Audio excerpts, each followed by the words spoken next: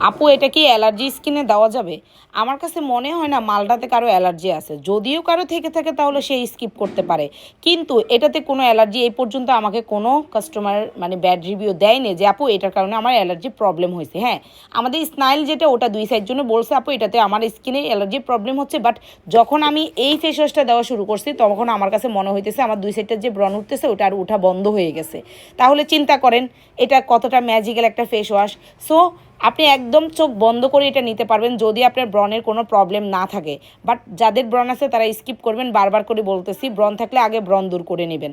আর এটা চোখ বন্ধ করে আপনি ইউজ করতে পারবেন শুধুমাত্র ড্যামেজ স্কিন কেন, আপনি সব ধরনের স্কিন এটা দিতে পারবেন। স্কিনটাকে প্রচুর পরিমাণে ভিতর থেকে হেলদি গ্লাসি চকচক করবে, স্কিনটাকে মোটা করবে এবং রগ দেখানো চলে যাবে, জ্বালা পড়া চলে যাবে। স্কিন যাদের লাল হয়ে যায়, গরম হয়ে যায়, আগুনের কাছে যেতে পারেন না, রোদে যেতে পারেন না, তাদের জন্য বেস্ট বেস্ট বেস্ট একটা প্রোডাক্ট। এর থেকে আর ভালো প্রোডাক্ট আমার মনে হয় না হয়।